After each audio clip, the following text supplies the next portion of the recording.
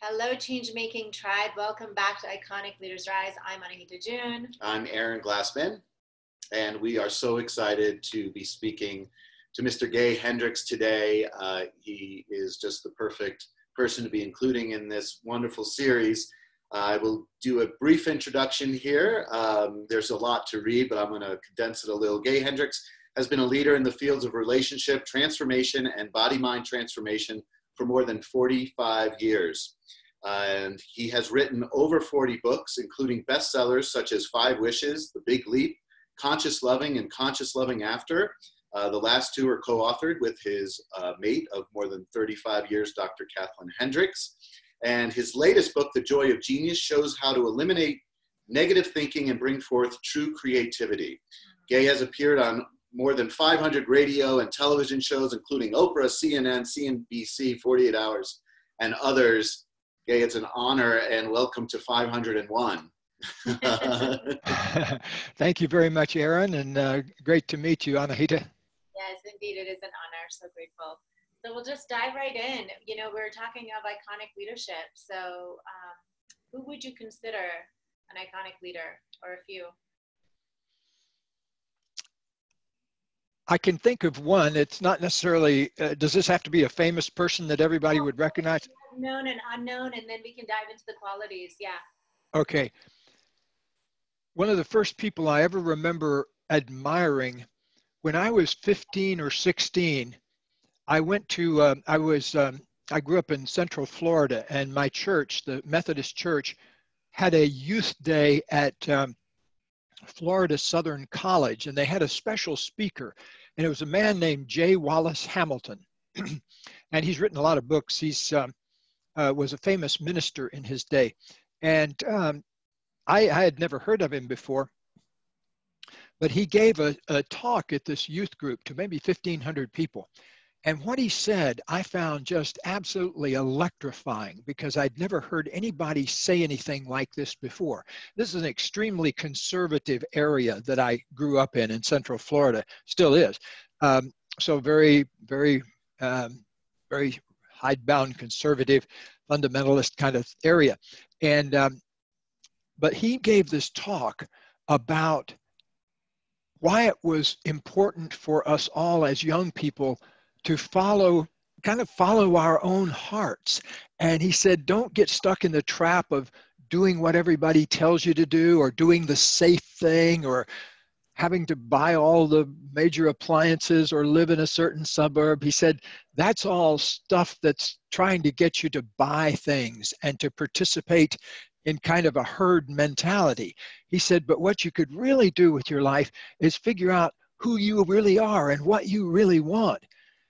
And I swear I had never heard anybody say anything remotely like that. I hadn't even read that in a magazine, you know, and here was this guy standing up there. Frankly, I'd expected kind of another boring sermon, you know, or something like that, but this was electrifying. And I remember coming out of that place, and I was with my high school girlfriend, Alice, at the time. And I said, do you get what he's really saying? And she was saying, yeah, you know, and we were kind of marveling at in kind of the radicalness of this man standing up as a leader amongst this group of people. And it turned out he was a very famous person in the community. And later on, I had a magical thing. I know this is a little more detailed than you probably need, but way back in about 1982, I was making a big list of all the people I wanted to express thank you and gratitude to in my life. And I was doing that as a process of something I was working on. I filled up like 12 pages of people that I wanted to thank and appreciate. And one of them was J. Wallace Hamilton. And so I got in touch with his old church that he had been the minister of in St. Petersburg, Florida. And I asked them first if he, by any stretch of the imagination, could be still alive. And they said, no, he had passed away, but his widow was still alive.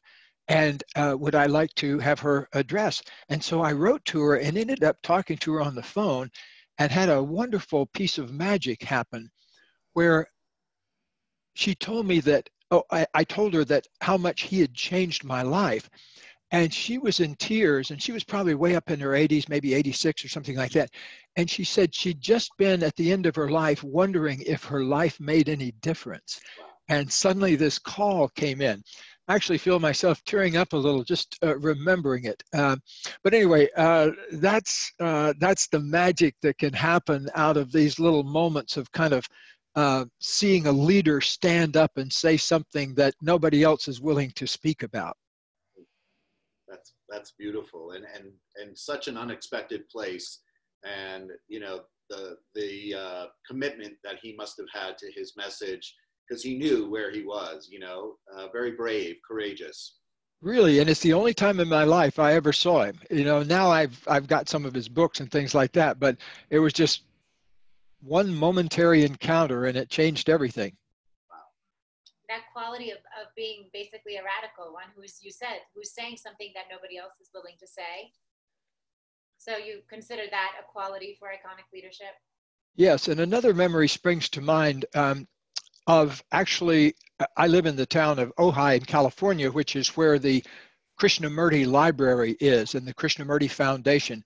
And the Indian philosopher J. Krishnamurti founded centers all over the world when he was alive. He died in the mid-1980s, but I was very fortunate to see him in person and hear him talk for the first time in 1973 in San Francisco, and then on a number of other occasions until his death. And he was another kind of leader that I admire tremendously, because he said things oftentimes that were not designed to please the audience, let's say that way. You know, they were things that were just so radical. Like I remember being in San Francisco at the Masonic Auditorium there during one of his talks, and there was probably 4,000 people in the audience, and probably being San Francisco, about 2,800 of them were therapists or spiritual teachers themselves. And Krishnamurti came out and he sat down. There was just one wooden chair on the stage. That was it, you know. And then finally Krishnamurti came out and sat down on the chair. And one of the first things he said was that there was a principle or a piece of wisdom that if you knew it, you didn't ever need therapy anymore, or you didn't need to keep track of your dreams, or you didn't need to, it would answer all of the problems that therapy is designed to help you answer. And of course, all of us that were therapists in the audience, you know, we're sitting, what is this piece of wisdom that's going to put us all out of business? And so the piece of wisdom with this, and it is life-changing to this day, he said that the way to get in touch with your unconscious commitments is to pay attention to the negative results you produce, because those negative results you're producing will tell you what you were really committed to. And I remember at the time, that sort of blew a hole in my way of looking at things. Because right away, you know, again, 1973, I was sitting there next to another girlfriend, and we were having some of the same problems I was having when I had the original girlfriend when I was 15. But I immediately thought of Jen, who was sitting next to me, and I thought, wow, that's interesting. One of the things I'm always complaining about Jen is that she's always complaining about things. And it's amazing to me right now that I didn't see that at the time, but I realized, oh, I have an unconscious commitment to being around a woman who criticizes me all the time. Where would I have gotten a thing like that? You know, and you know, back to the very earliest moments, I appeared in the world, and if you haven't read it in the books, I appeared in the world at a most inconvenient time for my mother. My father died about a month after conceiving me, and my mother didn't even know she was pregnant until several months after she had buried my father, and so I came along at a very traumatic time in my mother's life. So it did a lot of work around that in my transformational work on myself way back. So So naturally, having been kind of pickled in that from the beginning, of course I would create people around me that criticized my very being. And so I realized that at all that one moment. And later on, I tried to explain it to Jen. And she wasn't exactly into spiritual things, what I did. I said, well, what did you get? She didn't get it, you know? And I said, well, what did you get out of the lecture? And she said, well, he's kind of a cranky old man, isn't he? And I thought, well, maybe this relationship isn't going to last for a long time. But if you think about that principle, that idea that the way to tell what we really are all about is just look at any kind of negative result you keep producing over and over again. And that's such a radical idea, again, that somebody could stand up and say that, you know, and it wasn't a very popular idea at first, but and probably still isn't, you know, like no matter where I am in the world, whether I'm in Chicago or Calcutta and I'm talking about this subject, somebody will always stand up and say, wait a minute, you know, I actually am a victim here, you know, and can't take responsibility for the disappointing outcomes. Yeah, wow. Yeah, it's so certainly we are familiar with your work. We're big fans of your work, but when you hit up against that resistance to go within, that your students or your readers come up against, what is there 3 steps or 1 step that they can really hone in on to acknowledge the resistance to go to that place that will really transcend or, really change their whole perspective on their life and their creation? Yes, I would actually say 3 things. And these 3 things will save you an immense amount of trouble in life. And you can see almost every problem that gets created comes from not doing one of these 3 things. The first one is to make sure you feel all of your feelings.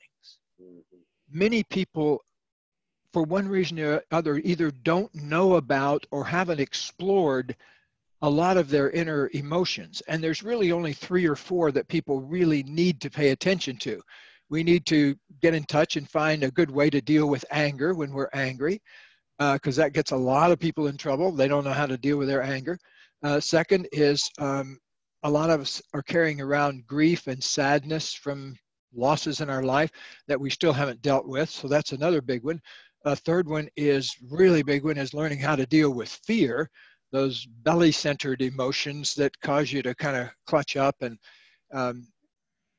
go into fight or flight syndrome. And of course, we also need to open up and learn how to feel thoroughly our joy and our sexual feelings and our, to celebrate the wonderful sides of ourselves too. But those 3 feelings of anger, fear, and sadness, we've actually seen, I think, more than 4,500 couples come through our office here or our seminars, and probably 3,800 of those 4,500 were there because of some feeling that they hadn't been able to communicate, or sometimes a fact that they hadn't been able to communicate. Second is, not only do we need to feel our feelings, but we need to learn how to speak authentically, to speak honestly, to tell the truth, even in the line of fire, so to speak, in the heat of the moment.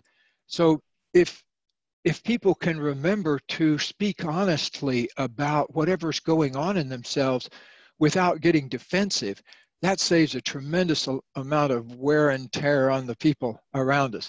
And again, I wasn't born knowing all this. I had to learn it the hard way, because I really didn't get into my relationship with Katie that I've been with now 40 years. We started off and we had some of the same old problems that everybody else had, that we argued, we didn't tell each other the truth all the time, we ran for the victim position, we blamed each other. And gradually, though, we caught on to these things and transformed our relationship. So like, we've lived in this house for 20 years now almost, and no one has ever spoken a cross word to the other while we've lived in this house. In other words, we haven't had an argument this century. And so that's a long way in 40 years to come from, bickering at each other a lot 40 years ago to a place of serenity where we've been, just focusing on our creativity and intimacy and those kinds of things without any blips for the last 15 or 20 years. So it's possible to create these kind of things, but it takes a lot of dedication. All right, so well, number one, feel. No, I'm sorry. I was going to say, number one, feel all your feelings. Number two, tell the truth, be honest, speak authentically, however you want to put it. The other thing that really causes a lot of problems in human life is people not keeping their agreements, people breaking promises, not doing things they said they were going to do. So I have people focus on feeling your feelings, telling the truth, and keeping your agreements as three fundamental things. There are some other things that are important too, like, learning to love yourself, because unless you do, you can't really love another person. That's a big task in life.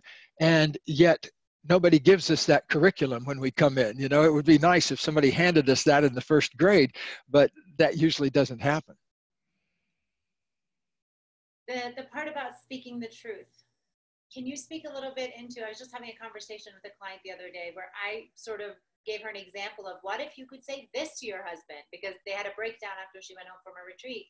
And she was like, oh, no, that's not what I said. I said this, and it was like a fraction of, and not even the truth of basically what had happened for her at the retreat and what she was creating. And she was speaking about this place of, I can't, like, it's painful for her to like communicate deeply unless it's like business related, So can you speak to that place where someone might be hearing you and they might just be like it's too much work or it's too much energy to tell the truth, even though they're saying they want intimacy and they want connection? Right. Well, when you stop telling the truth, you start seeing the world upside down. It looks like scary to tell the truth rather than liberating. Indeed, it is liberating to tell the truth. I've had so many examples in here of tremendous liberations.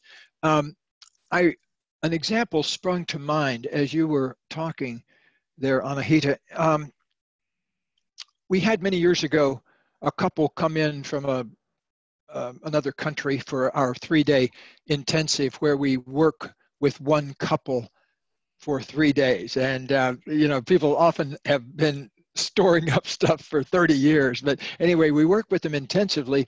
And one of the things, this particular fellow had chronic back pain. And he had had something like 100 and some chiropractic adjustments over the past few years. He'd had massages, he'd had everything, and he couldn't get rid of this back pain. At the same time, over the past 3 years period, his wife had also gained 30 or 40 pounds. And so here they were in the midst of all this. Well, here's the power of learning how to speak the truth. In our experience, things like chronic headache and back pain usually aren't caused by something that can be fixed by surgery and pills and that kind of thing. If you want to fix it, you need to find out what's causing the headache or the backache. And one of the things is an unspoken truth. And after a couple of days of kind of sweaty work, the truth that broke out from him was, I've been having an affair with my secretary for the last 3 years. Well, isn't it interesting? Why would a person get chronic back pain from having an affair? Well, it's very simple, actually. Usually we cause ourselves that kind of pain because of punishment, prevention, or protection, the 3 Ps, I call them. So he was engaging in back pain as punishment. He was having the affair and he didn't want to do the 10-second treatment of telling his wife, I'm having an affair, and he didn't feel good about it, so he made himself hurt the whole 3 years he was having the affair. And the pain was getting worse to the point where he was up against now spinal fusion surgery, kind of the last resort, I guess. And so, but it was a 10-second surgery in our case. It was, what's the truth? And then once he outed the truth, the back pain went away. another amazing thing happened. Over the next month or so, his wife lost 30 or 40 pounds without dieting or anything, almost just like melted off of her body. That moment really, this happened quite a long time ago, but it changed my whole thinking about the possibility of human beings to create our own well-being in our lives. Because what if we simply lived in a state where we were feeling all our feelings, telling all our truth, keeping all our agreements, taking responsibility for our lives? Would we not radiate health even into old age? And in Turkey, a Turkish saying is, if a bald man finds a cure, he will surely use it on himself first. And so I'm using my own anti-aging medicine now for the past 30 years. That's good. That's brilliant. All of these things that you're speaking to, you know, they from, you know, a lot of what you speak about is that they don't just pertain to personal relationships. You take this work and these systems you've created into leadership roles, CEOs, into corporations, right? They're absolutely translate into all environments. Yes, I just heard about a person I'd done some consulting with. I used to do some consulting down at Dell Computer in Austin, Texas, back in the 90s. And it was a time of very explosive growth for them and some of the most brilliant people I've ever met in my life. But their vice chairman at the time, a fellow named Mort, I had this wonderful experience with him one time where he used to have to deal with problems afterwards because he would have anger blow-ups, and then it wasn't a big deal to him. He'd grown up in Brooklyn or some place where people get angry at each other and then they forget about it 10 seconds later. And but this was in Texas, you know, in suburban Texas, and people weren't used to that kind of thing. And so he would have to go around and do kind of cleanups afterwards. So I pointed out something to him, and that is I pointed out that those three feelings I mentioned, I said, you get angry a lot, but what it looks like to me is underneath that is some sadness. And it was a big deal because he said, well, yeah, I feel disappointed in the person that I'm getting angry at, but can you share stuff like that in a business setting? And I said, well, yeah, you better, you know, because it's what's real. And so it was really wonderful because I drew this little picture of a stick figure with anger, sadness, and fear I'd indicated on it, and just to show Mort.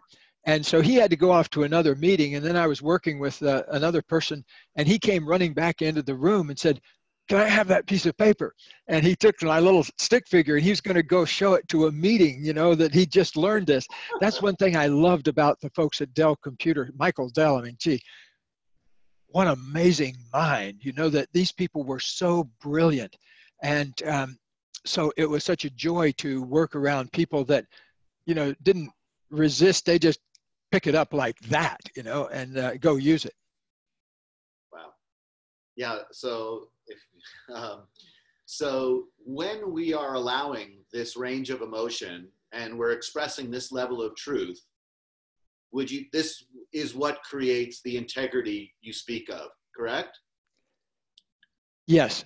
I think there are some ways you can refine the process through learning to meditate every day and doing some other things like that. But those are kind of like the tools. But yes, especially these three principles. See, being in touch with your emotions means that you're paying attention to being. You're opening up to your sensations. You're learning what the meaning, like, see, most of us should be taught in the first grade that when you're sad, it's because you feel like you've lost something. It's very simple. When you're angry, it's often because either you feel something is unfair or you feel that you've been violated in some way. I wish somebody had told me that, you know, why do I get angry? Well, and same thing with fear. We need to know that fear means that we're experiencing some kind of a threat, whether it's coming from here or out there, doesn't really matter. You're feeling it in your belly, and so you need to pay attention to it. And so that's kind of like the beginning of things, but once you get into opening up to the full radiant magnificence of yourself, you find that there's this space I call pure consciousness inside. that it doesn't have any thoughts on it, and it really doesn't have anything on it. It's just this kind of pure, open, spacious field of oceanic consciousness. And I've been a daily meditator every day for almost 50 years. I learned back in graduate school and in the 1970s, and just became part of my life. So every day of my life, I sit down for 20 minutes or so in the morning and the evening and meditate. And one of the things it does for me, by the way, I've taught it to, I don't know how many jillions of executives that have come through here too, because I think that 10 minutes of meditation every day could change corporate America more than just about anything else, even 10 minutes. So having a chance to drop inside and get in touch with the full magnificence of yourself, like our great American poet Walt Whitman said, "I am large and contain multitudes." And we all are. We have these symphonies going on inside ourselves all the time, and yet we only listen to a tiny squeak. Love it. You when you were speaking about the guy Adele who was from New York and he would blow up and he was in this culture that didn't really allow for that. I'm just wondering, because part of like the New Age culture is this sort of like, I don't want to be around you, like just you're lowering my vibration, you go away. So just cleaning house and everybody goes away. But right now, like where we are and those who are called to leadership and to change make, and like the requirement for us to be in communication with those who are different than us and who see different than us. Can you speak to that a little bit? Well, one thing that's important to realize is when there's conflict out there, the wise person will ask themselves immediately, why am I creating this in my life right now? Often, in fact, I'd say almost always, especially with couples or people in boardroom squabbles, they're not having their 25th argument. They're having their 25th version of the same argument. There's usually a pattern or a dynamic they haven't seen yet. That's why, frankly, consultants can often be worth their weight in gold, because I've walked into situations where it was very clear to me from 10 seconds of interaction that the two people were having a brother-brother squabble from 30 years ago, only they didn't know it, but as soon as we created a little therapeutic magic around that, the problem disappeared. And it's really important to, in a team situation also, to do a lot of work with commitment. Because unless you have buy-in from your group, unless you have some kind of commitment from each person about the key ways you're going to play in that situation, it's a setup for all sorts of problems. So a very, very wise manager will spend a lot of time on her or his team crafting commitments, because wherever there's a problem, there's a commitment problem. Almost always somebody's dragging their feet, or somebody didn't really want to do it, or somebody did something that they didn't want to cop to. And so there's all these little squeaky places there that throw things off. So you go in and you say, why have I created this experience? So here's the experience. Especially if it happens 3 or more times. We call that the rule of 3 here. If something happens one time, maybe not a pattern. If you're walking down the street and a pigeon hits you and it only happens once, well, pigeons exist, you exist, the street exists, okay. If it happens a second time, you might think, If it happens a third time, really pay attention, because a third time means you have a trend. And so what we need to do, especially if we're having the same conflict with one person after another, that's important. But if we're having conflict with the same person over and over and over again, that's a good hint too, because the rule of 3 tells us that the third time is the one that's really telling you the information. The first time, maybe an accident, maybe it's just a spontaneous thing. Second time, maybe not, maybe coincidence. Third time, boom, that's a trend. And so anything that you've got repeating 3 or more times is really good to make this move. Katie, Katie and I call this the Hendricks aerobic move, because you go from blaming somebody to why would I be creating this right now? You're to blame for everything in my life. Why would I be creating this kind of conflict? So this kind of aerobics move will, we say you need to really lubricate your elbow joint, because it's not a blame move, it's a wondering move. Of all the possibilities in the world, why would I be creating conflict with this particular person? Is it okay? I wonder, because you're saying it's not a blame move, it's a wondering move, but I'm still aware that there is a tendency for some people to sort of collapse in self-judgment around that. Yeah, I think that's the default position for many people, is to blame themselves. If they're not blaming somebody else, they're to blame. But blame never made any human being happier on this planet. I've seen plenty of it in this room here. And believe me, nobody ever blames their way to happiness. The only way to happiness and intimacy is to transcend blame. To do that, you often have to put yourself on a radical no blame, no criticism diet for a long time and really stick to it. Katie and I put ourselves on a no blame diet about our second year into our relationship. We'd had a visit from Katie's parents, and they spent the whole weekend in our house bickering with each other. And when they left, Katie and I looked at each other, and he said, you know, we bicker at each other quite a bit too, don't we? And we both said, yeah. And we both said, okay, we're not going to repeat that pattern anymore. Let's make a commitment right now to eliminating blame and criticism from our relationship. And so we actually shook hands on it and made that one of our commitments. That didn't mean we always kept it. We broke it a lot in the early days, but then we would return to it. We'd keep coming back. Okay, are we still committed to eliminating blame and criticism? So we had to do that recorrection, I don't know how many dozens or hundreds of times probably. But you know, by about 15 years into our relationship, it had pretty much disappeared, blame and criticism. And now, like I said, we haven't had one this century. Wow. So it's not something that's going to shift in like 30 days. It might, but not likely. Yeah, it's not a 30 not likely. Not likely. That's why we need good relationship coaches around.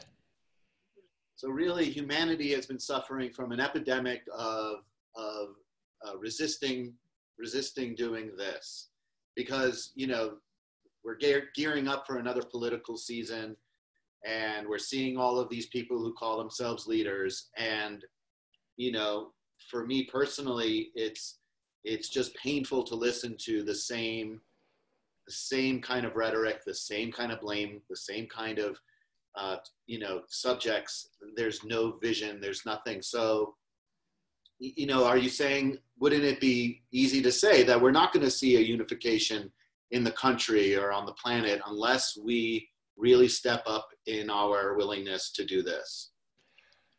I agree, Aaron. And, you know, if you watch the news, you'll see that a good bit of politics is, we got a problem and it's all your fault. Then the other side says, we got a problem and it's all your fault. Or in some kind, like with climate change, some people say, we got a problem, you know, and it's our fault. And the other side says, no, we don't have a problem. It's not happening. And so, but that kind of polarization is,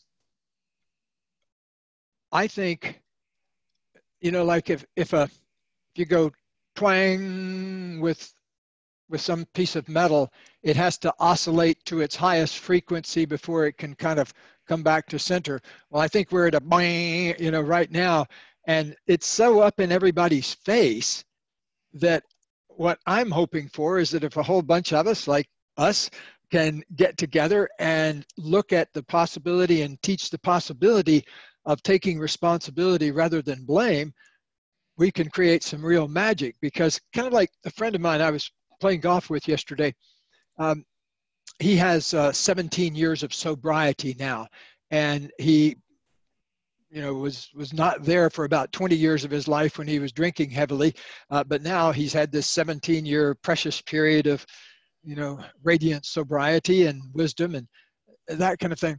And he was talking about how often he had to bottom out before he kind of got the light. You know, he had to go to an extreme. And I see, you know, now we have political leaders who are in such denial, but they're doing it so obviously, you don't have to guess at their motivations. You know, they're right there in plain sight. So I'm hoping that that's our society's way of bottoming out, and we're going to have a revolution of openness, honesty, and people taking responsibility rather than blame. So that's what I've got my marbles on. So is there any chance of you offering your services to Congress or the Senate or? Oh. No, I don't think so, because I went to college at a time when just about everybody inhaled, and when they say, Dr. Hendricks, did you ever inhale? Yeah, but only 10, 20,000 times. You know, I don't think that would get me elected president. I have too much of a tendency to tell the truth. Yeah. Oh my goodness. You know, coming back to that radical truth telling when we were speaking about iconic leadership, for those who may be watching, if there's someone who has a burning message of service or contribution in their heart that is a radical truth, what would you say to them around gathering up the courage or really standing in that truth and being in that it is of service and it's a contribution? One thing I talk about a lot in my book, 5 Wishes, is how to have a deathbed conversation with yourself while you're still alive. And what I mean by that is, if I came to visit you on your deathbed umpteen dozen years from now, and I said, was your life a complete success? And if you said, yes, I would say, tell me why. And what you'd tell me probably is, the first thing is that I experienced fill in the blank. Like for me, my number one priority was to create a relationship in my life with a woman with whom I could grow and change over the years. And I did not do that throughout my 20s, but then in my early 30s, I learned some things about relationship. And then, whoo, you know, here's magic for the last 40 years. So it's possible to go from kind of 0 to 60, you know, in relationship to this kind of learning. So I think that for me, well, getting back to the subject of leadership, somebody in a relationship, whether it's in the White House or in this house or in your house, some one person will usually wake up first. Most people don't wake up simultaneously in a relationship. One person will kind of wake up first and say, oh, you know, like I can remember the moment in my relationship before Katie, just before I met Katie, I had this moment of realizing, oh, we create these problems because we don't tell the truth to each other, and we don't take responsibility for ourselves. We get into blame, and then we go around in a circle. And I had this little awareness, and that was me waking up. And then I talked to Carol, my then girlfriend, and I said, I just had this insight about we create our problems by not telling each other the truth, and then we get into blaming each other, and then neither one of us is willing to take responsibility for what's coming up, and we just get stuck in blame. And I said, why don't we create a relationship that's not based on blame, and why don't we create a relationship that's based on speaking honestly to each other? This was just me kind of wondering out loud, but she wasn't having it. You know, she was still mad about whatever she was mad at before, you know, and she kind of blew me off. But then the next month, I met Katie, and that was our first conversation I had with her. I said, you know, I'd love to ask you out for a cup of coffee, but I want to tell you first that I want a relationship where both people speak honestly to each other, and both people take responsibility for themselves, and both people are committed to their own creative path in life. On those terms, would you like to have a cup of coffee with me? Yeah. And to her great credit, she went like this. She went for about 15 seconds. She went, trying to digest this. And then she said, how about lunch? Oh, yeah. Wow. Yeah. This one was a keeper. It was a keeper. It's all that's really required, right? Two people that are willing to say yes. Yes to growth, yes to transformation, insight. To change. To change. Yeah. Well, congratulations on hearing the message and picking it up and spreading the message. Oh, thank you so much, Gabe. We so appreciate you. Yeah. Do you have any final questions? I could go on, but I know, yeah, we're so grateful to be in so your grateful. presence and receiving your wisdom, and that it's going to go out and make a difference to a lot of people who I know are ready and knowing that they get to take responsibility. I mean, I think it's a constant reminder for so many of us. Like you said, it took 15 years in your marriage, so it wasn't a 30-day transformation. But thank you so much for your time and for being with us. We deeply appreciate you and your work. Yes, thank you. Thank you very much, Gary. Well, thank you very much, Anahita and Aaron. Have a great rest of your day. Thank you so much. Bye, Thank everyone. you. Thanks for tuning in. Bye-bye.